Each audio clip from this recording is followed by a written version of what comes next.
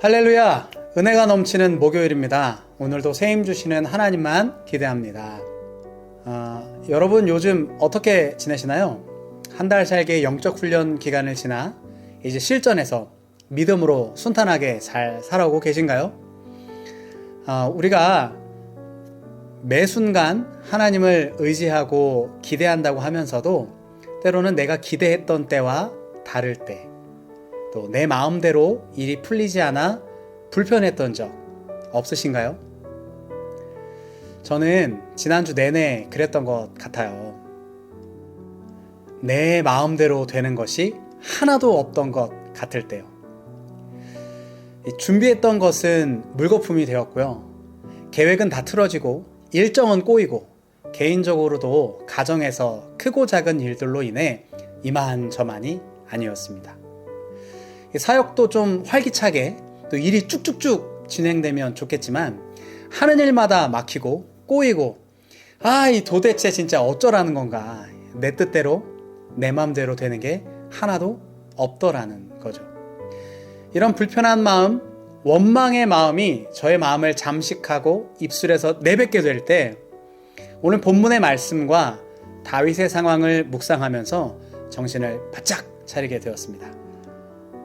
살면서 내 마음대로 되는 게 없을 때, 우리 분노가 올라가고 화가 날 때, 환경과 상황이 우리를 괴롭게 할 때 우리가 가져야 할 믿음의 태도가 무엇일까요? 오늘 본문 7절은 우리에게 이렇게 말합니다. 여호와 앞에 잠잠하고 참고 기다리라. 자기 길이 형통하며 악한 꾀를 이루는 자 때문에 불평하지 말지어다. 시편 37편은 우리가 인생을 살아가면서 만나는 불편한 상황에 대해 직면하도록 합니다. 표면적으로는 악인들이 승승장구할 때, 악인들이 형통할 때 하나님의 자녀는 어떻게 해야 하는가, 이것에 대해서 다루고 있고, 내면적으로는 내 뜻대로 되지 않을 때, 원망과 불평이 일어날 때 어떻게 해야 하는가, 이 두 내용이 섞여 있더라는 거예요. 사람은 환경과 상황에 쉽게 영향을 받습니다. 믿음이 좋아도 환경에 흔들릴 때가 참 많다는 거죠. 예를 한번 들어볼게요. 믿지 않는 직장 후배가 나보다 먼저 승진할 때요. 옆집 아이는 서울대 합격했는데 우리 아이는 기도하고도 서울대 불합격할 때, 이럴 때 불평과 원망 나오지 않겠습니까?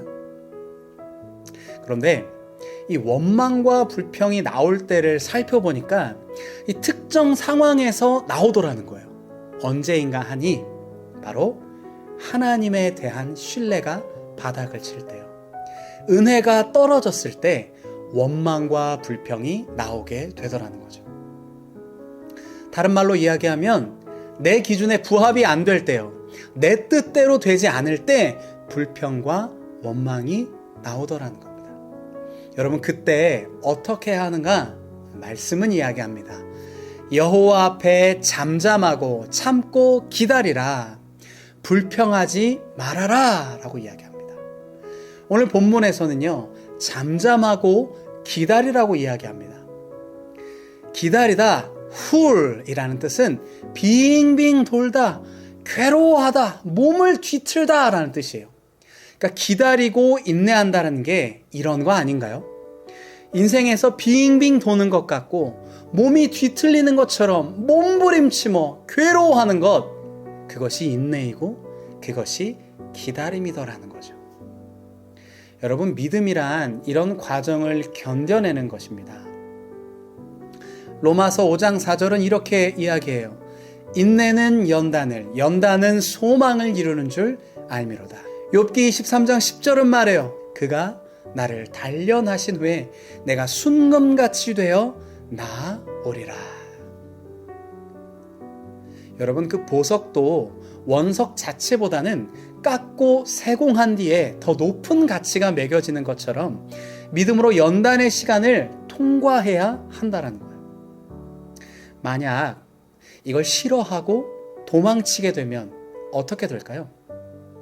요나처럼 물고기 뱃속에 들어갈 수 있어요. 회개하면 고생하지만 쓰임은 받게 되죠. 그런데 인내하지도 않고 회개하지도 않는다면 어떻게 될까요?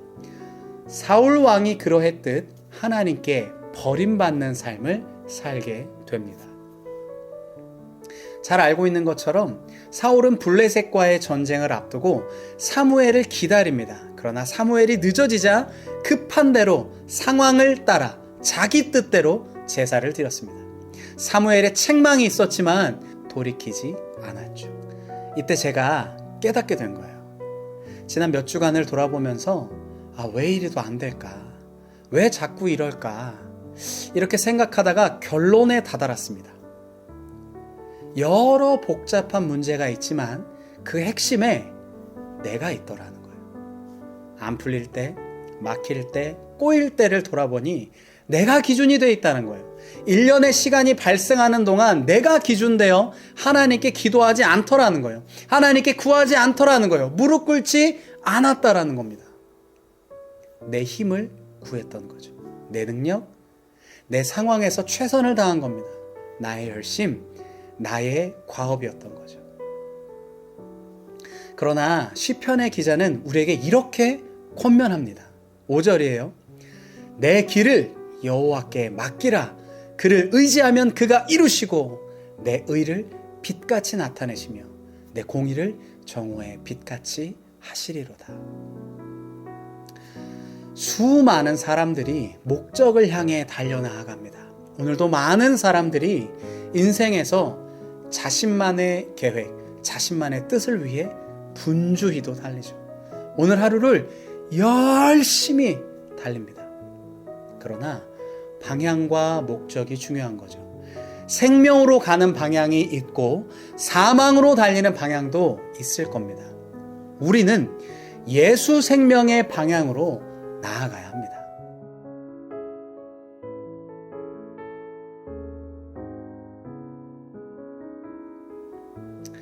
그렇게 할 때 우리에게 어떤 일이 일어나는가 4절은 말합니다. 또 여호와를 기뻐하라. 그가 내 마음의 소원을 내게 이루어 주시리로다. 하나님의 뜻과 계획을 따르고 기쁨으로 나아갈 때 하나님께서 우리를 넉넉하게 하실 것을 믿습니다. 오늘 하루 저처럼 어리석은 믿음으로 반응하지 않고 전심의 믿음으로 살아가며 하나님 한 분만을 구하고 하나님의 선한 도우심을 구하는 우리 꿈의 공동체 되기를 소망합니다. 내 뜻대로 되는 게 하나도 없을 때 이것을 기억했으면 좋겠습니다. 내 기준을 내려놓고 여호와 하나님만 신뢰하고 기다리자. 오늘 말씀 기억하면서 함께 기도합니다. 살아계신 아버지 하나님, 우리 인생에서 내 뜻대로 되지 않을 때 참 많습니다. 그때 우리 입술에 원망과 불평이 일어나지만 하나님, 오늘 시편 기자의 말씀을 통해서 깨닫게 됩니다. 여호와를 기뻐하고 하나님을 의지하고 하나님을 신뢰하며 기다리는 인생, 그런 인생을 하나님께서 더 넉넉하게 채우신다라는 그 말씀 오늘 붙들고 나아갑니다. 사랑하는 꿈의 공동체 모두가 오늘 부어주신 이 말씀 붙들고 믿음으로 살아갈 수 있도록 힘과 지혜와 능력을 더하여 주시옵소서. 하나님께서 모든 삶 가운데 함께 하실 것을 믿으며 인도하시는 거룩하신 예수님의 이름으로 기도하였습니다. 아멘. 주님이 주님 되시기에 나는 두렵지 않습니다.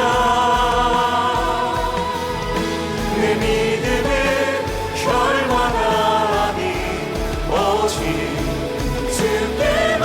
이 시간 믿음의 두 손을 높이 들고 우리 믿음으로 선포하며 주님이 주님 되시기에 주님이 주님 되시기에 나는 두렵지 않습니다. 내 믿음은 결과하니 오직. 오늘도 믿음으로 살아가게 하실 주의 말씀 기대하며 우리 전심으로 함께